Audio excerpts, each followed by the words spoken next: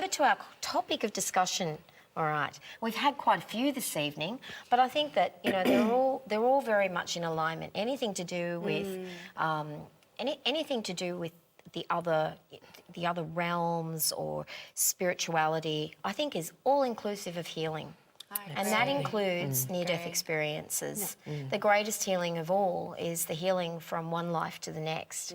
And we've got some excerpts from James Van Praagh. I'm sure that everybody's heard of James Van Praagh and his book, The Ghosts Among Us. So we've got a few little excerpts that I'm going to read to you from that. But there's also a plethora of incredible doctors, scientists, researchers, psychics, all sorts of people that have been delving into this area for a very long time. As far back, believe it or not, as the ancient Greeks. The Greeks created a room called a psychomantium. Yes. We did this. Yes, we did. And Sammy and I actually went into and experienced a psychomantium ourselves. A psychomantium was built by the ancient Greeks after in hospitals. So I think the first one was in a hospital in Kos. Yes. And it was made out of stainless steel. The walls were made of stainless steel to act as mirrors so that the bereaved, once they'd lost a loved one in a hospital, could go down to the lower floors of this hospital and sit in this room in a meditative state and be taken into a deep meditation state with priests. And it was there that they could visually connect with their loved ones. So this has been around for a really, really long time. And commonly now we have people like Dr. Raymond Moody who've written books, Life After Life, New York Times bestseller. We have Dr. Grayson who created the Grayson scale, which is specific experiences that within a range of specified experiences that if people relay back that they've had after they've had a near-death experience, will classify them in the medical directory as having had a medical experience called a near-death experience. So they're taking it very seriously these days. Doctors like Dr. Sam Parnia in England are conducting studies that are creating all sorts of groundbreaking research to prove the empirical evidence of the survival of consciousness. It's fascinating stuff. It's something I've been connected to for many years. Sammy and I have done quite a bit of work around it ourselves. Yep. But I'd like to also talk to the ladies on the panel, their personal experiences they've had, because interestingly enough, and I'd really encourage the viewers at home to write in if you've had any experiences yourself. Now, this can be from anything from a state of deep sleep to unconsciousness, to an actual near-death experience where you have for a period of time been what they consider clinically dead. And we also often know somebody, either a relative or friend, that's had a similar experience. And like I was saying earlier in the show, these experiences are profound and they're often in that person's memory, at the forefront of their memory for the rest of their life, because they're that profound. So, Sammy, I'd like to start with you because you've actually had near-death experience. Yes. Would you like to relay that or some fine. of your memories around that? So, basically, clinically done, gone. That means dead, guys. That means dead. No heartbeat, I felt myself literally, it was kind of like, I was gone, yes, but actually what's quite amazing about an NDE is that you are very aware. I don't know about you girls, but it's like you're still very aware. So I did see a white light, a big, very, very, very bright white light. Also a tunnel, so it was like a brick tunnel, like a really old railway train tunnel. It was brick, it was huge, the light was coming through this, and I felt that there were people standing at the end of it, but I couldn't see. Now, I couldn't see anyone. Now, I was quite young when this happened, and I literally felt hands pushing me through that tunnel. And I remember saying to myself, I'm very scared and I don't want to go. It's really strange because like you were saying, I remember that like it was yesterday, and it was it's real. It's so real, and it's like you just don't forget. And with that, I felt these hands that were, I could actually see hands this time. I didn't just feel them. I could see just hands. I couldn't see any faces. I couldn't see any bodies. I just saw hands. And I felt them push me back. And it was really quick, like zoom, really quick. And then next thing, I'm back on the table and I'm back again. And yeah, it was just seriously something that I never forgot. But I've also gone the other way where I felt that my body was being sucked out of my feet in a syringe. And I actually felt like my soul was being pulled out of my body through my feet. And that time I went to the astral and I saw a little man and he was about 2 inches high. He was wearing a black velvet hat with a black cloak like an old highwayman. He was standing on a cobblestone floor with an old gas lamp. And I looked and I see him and he was about 2 inches high. I started talking to him and he wouldn't lift his head. I wanted him to show himself to me and he wouldn't. Next thing, I felt this feeling and then bang, I was in the most amazing place that I can't even, there's no words to explain it. When I say the sky was blue, the sky was blue. And when I say the grass was green, the grass was green. And I've never ever felt so much peace in my whole life. Like my heart opened and I was sobbing with pure joy. And I will never ever forget it as long as I live. That was as real as me sitting here talking to you. And I saw my grandma and she'd been gone for 10 months at that time. And she walked towards me and lifted her hand up and she put her hand on mine and she said, I love you. And with that, I came back so quickly.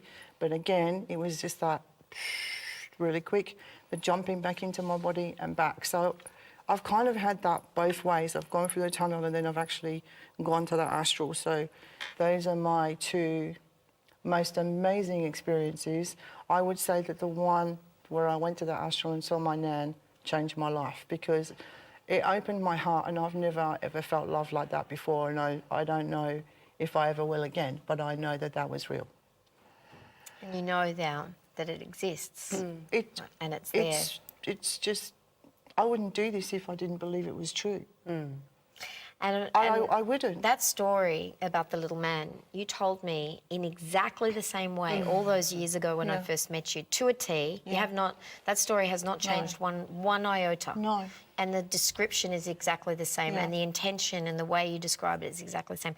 Interestingly, we've just got a couple of points here I'd like to raise in conjunction with what you were saying from the excerpts of James Van Praag's book. Those who have touched death and come back to tell about it seem to share a multitude of similarities. Now, you'll notice a few of these that I read out are the ones that Sammy just described to you. A sensation of floating above one's body or seeing the surrounding area, pleasant feeling of calmness and overwhelming peace, moving through a tunnel or a narrow space, moving toward light at the end of the tunnel or some sort of passage of light, being greeted by deceased relatives, encounters with an angel, a being of light or some other figure. Interestingly, experiencing a life review, reaching a border or a boundary.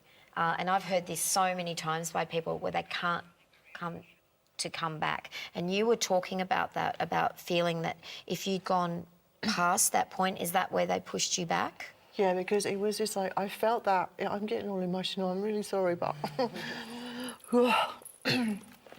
I felt that if I'd have gone through that tunnel, I wouldn't have come back.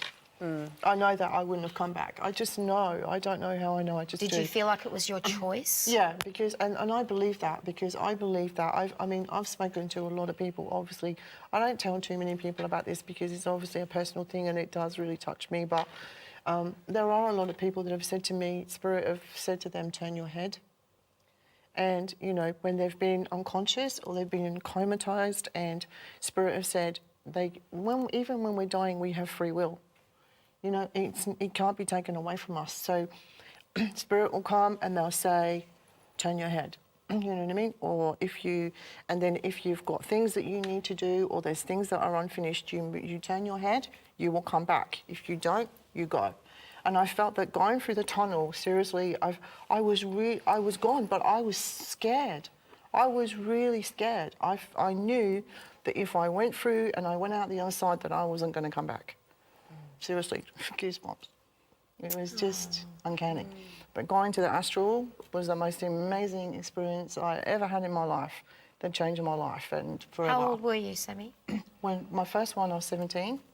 I overdosed and a few times, which was very stupid, but you know, you're young and you do silly things. Life.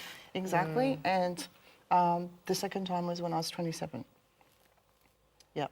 So 10 years apart. 10 years apart. Yep. 17 27, and 27. 9. That Yeah, 20, that's 27. Oh, that's right. I've got shivers. So many people pass over at the age of 27 Yeah. because it's your Saturn return. Saturn return, yeah. Yes, okay, so now you haven't had a direct experience, No. Linda, but No,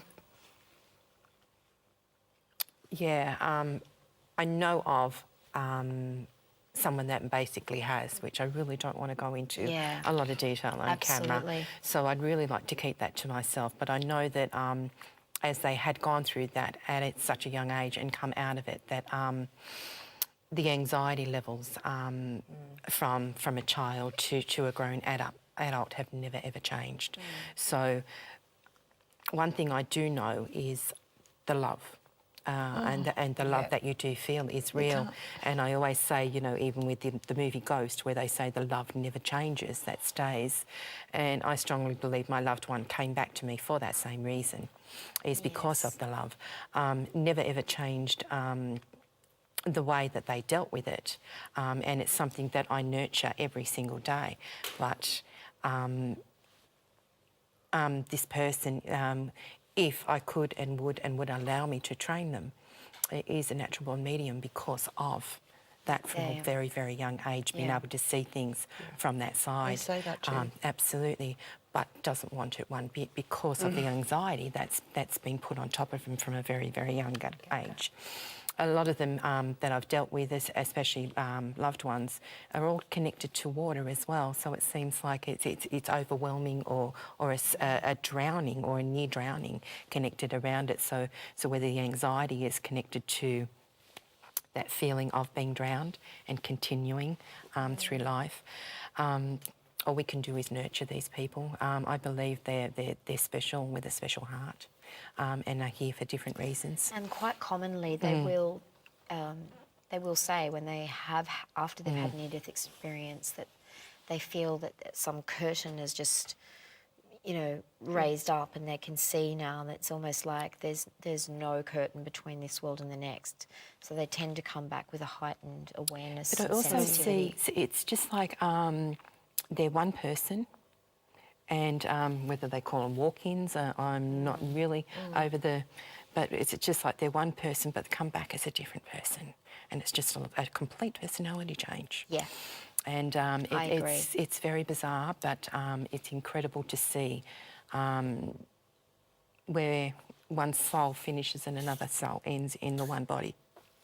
Yeah. If that makes sense. Yeah, definitely. I'm trying not to go into too much personal detail, but So would I that have be like not. a split personality? Could that be like two souls having... Is it two souls or is it a jump in? I Well, don't that's if it know. got fragmented by the experience as Absolutely, well. Yeah. absolutely.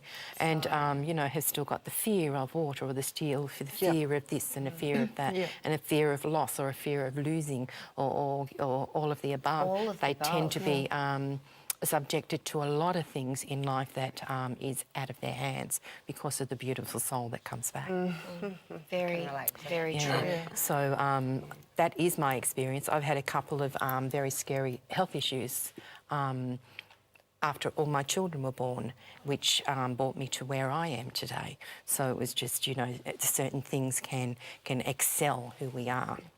But I've never had a near-death experience, so I cannot speak on that personal issue.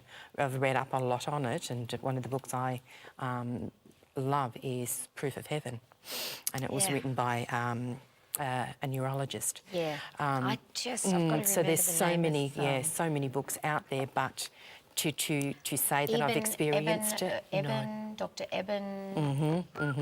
It'll come to me in a second. Yeah.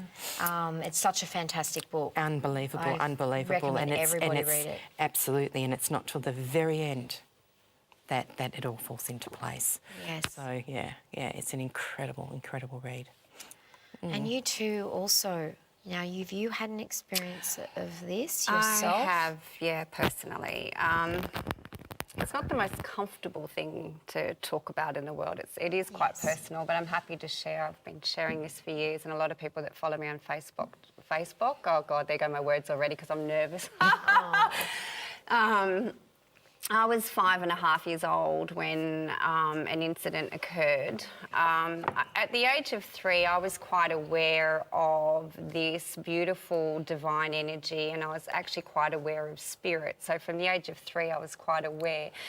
At the age of 5.5, coming back to Australia, what's the day with the eclipse? Is it where you can't look up at the sun or you'll go blind? Solar. Is it a solar one? Whatever. Yeah, it was also, it was that day because we had a whole lot of people gathering and things like that. So very long story short, because mine comes out of, trauma.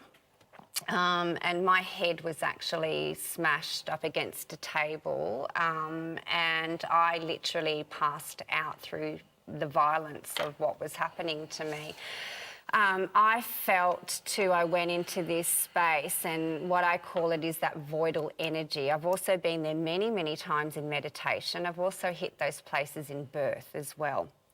So I went into this kind of voidal energy where I felt light, even though all around me I was surrounded by darkness. But I felt what I could say, I didn't feel alive, but I felt my vibration. And then I felt light, and I knew that I wasn't breathing anymore. It was this funny sense. I wasn't in my body and I wasn't breathing. And then all of a sudden I felt this strong pull, and I was being pulled up, and I was being pulled. And then I went into the light, and it was like I was just whoosh, went there. And in that beautiful white light was a lot of golden light, and there were these beautiful, magnificent beings. And I as I was going up into the light, I could look down and I saw my little body, which would have been very traumatised by these two men. On many different levels, sexually, physically, and I saw my body, and it was very limp, but they had no knowledge of this. And then after I'd looked down, then I was pulled up into that light, into this amazing, a love. All I felt was incredible love. And they said to me, it's not your time. It's actually not your time yet. But they held me in the light. It was almost like they held me in the light until everything was done on the human level.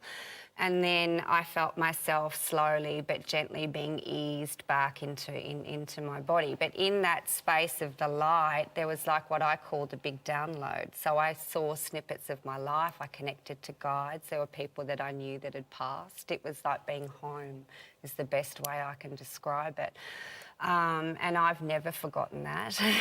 Well, for many reasons, but not more so, again, such horrible, and again, there's so many different theories about soul contracts for child abuse and all these horrible things. In my experience, it's just demonic.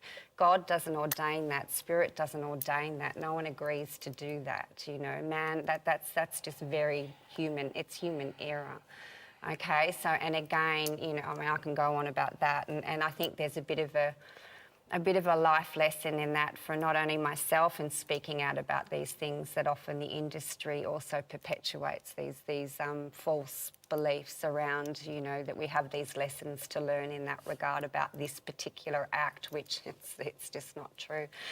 And, and again, being my whole life, I've just felt no matter what has gone on, I know that there is life after death. I know there is a presence, and I've a lot of people, because I had this young as well, and a lot of people say, oh, I had it young, but it switched off. It's never switched off in me, ever. I've never not seen, I've never not experienced spirit. In fact, spirit to me was far more powerful, loving than many, many people in my life, And again, it's certainly been as kind of tragic as it was, and yes, I've had to, you know, move through post-traumatic stress in my life, and that's been the basis of a lot of my own work, you know, because I know where I'm coming from. But again, the undeniable experience of presence, I can't deny that. And there's been a couple of other instances when I nearly lost my children. I didn't want to be here. You made me cry then. I didn't want to be here. My ex-husband was being mean and all the big boys, and, you know, I was being beaten down, and I turned up one night to, you know, see my kids, to be told that I wasn't allowed to, and you're this, and, you know, you've lost them, and you did this, and I was so like, oh my God, and they were my life, and I was like, you know, so there I was driving really fast, you know, because my whole life was over. It was like everything flashed before me, and I went to take my hands off the steering wheel, and something else kicked in and actually turned that corner for me. It wasn't me. And then the car straightened up, and they got me to my friend's place. Eventually my hands came back on the wheel, but I was resistant. It was like, you know, I was resistant. That was about 17 years ago. So that was the same energy. It's that presence that is bigger than me, bigger than anything that I know, and sometimes bigger than anything I can channel. Bigger than that. A very, very close family member of mine was very, very, very ill with thyroid and Graves' disease, and she got to the point where she was in the bed one day, and she'd been in bed for about 4 years at this stage, and she just looked up to the ceiling and said, I just want to go. Yeah. I just don't want to be here anymore. I've had enough. Yeah. Done. Yeah. I'm finished. Yeah. And at that point, and not what I would consider you know, practicing or overly spiritual person, felt these four beings at the four corners of the bed. Yeah. She said literally 30 stories high. They're through the massive. roof. Yeah. But the They're roof massive. opened up and she could see Yeah. them as tall as... They're like massive pillars. massive wings, and they were all laughing. And she's going, this is not a joke. This is not, I am serious. I've had a gutful. I do not want to be here anymore. I don't want to do this. Yeah. And they said, you have got so much stuff to do in your life. You're going to find out what's wrong with you. You'll get it fixed. You know, you've just got to be a bit patient, and you've just got to, you know. But she said she didn't get any sympathy. But they were just joking, laughing, going, Yeah. "Oh my God, you've so not near done." Yeah. And she's remembered that like it was yesterday. And sure enough, she had the thyroid taken out, and she's probably the happiest I've ever seen her in her life. And she's in her 60s now, and she just doesn't let stuff get to her anymore. No. She just doesn't. Because she's been through that experience, and I've watched it pretty intimately. So, you know.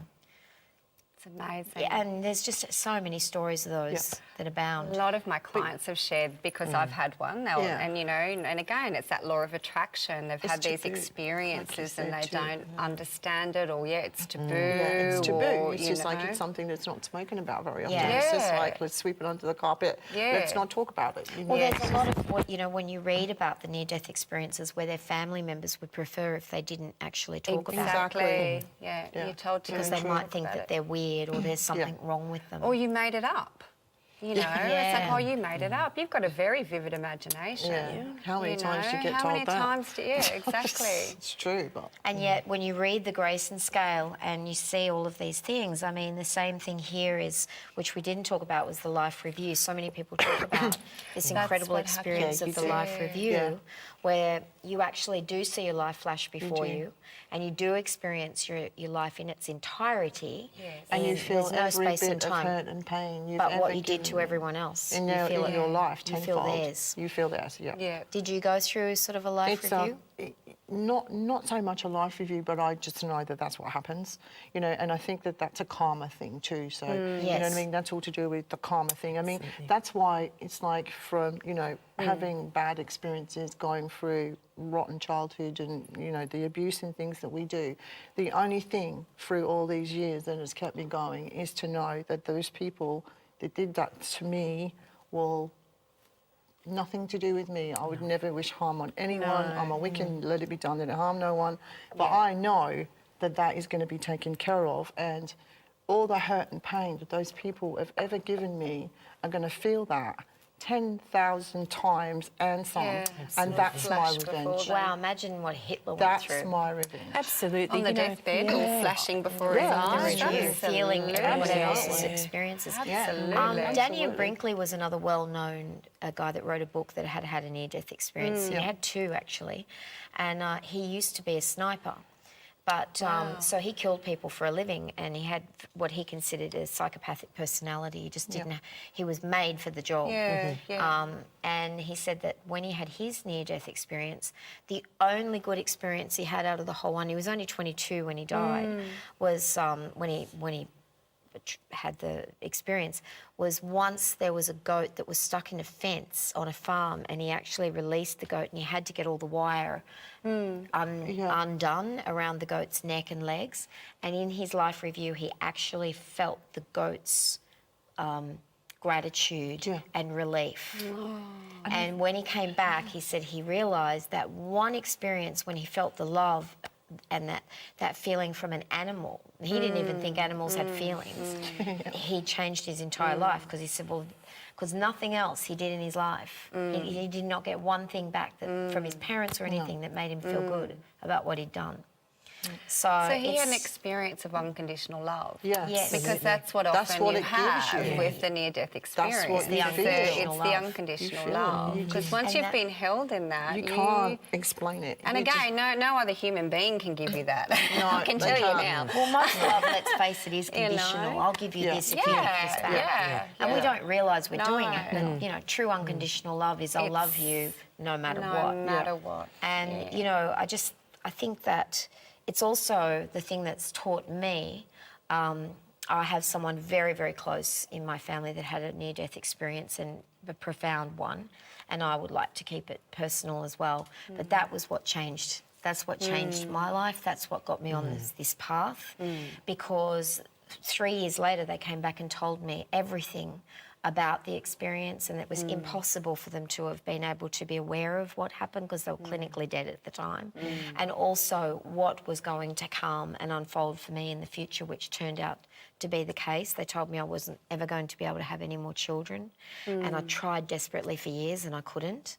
But just knowing, for me, when times in my life are difficult or in my friends' lives, just know one thing, guys. It's not about getting back at people. It's not about evening all. the score. It's not about retribution. It's No. their story. They will deal with it in their life review. There is a life. It does go on, and they are going to have.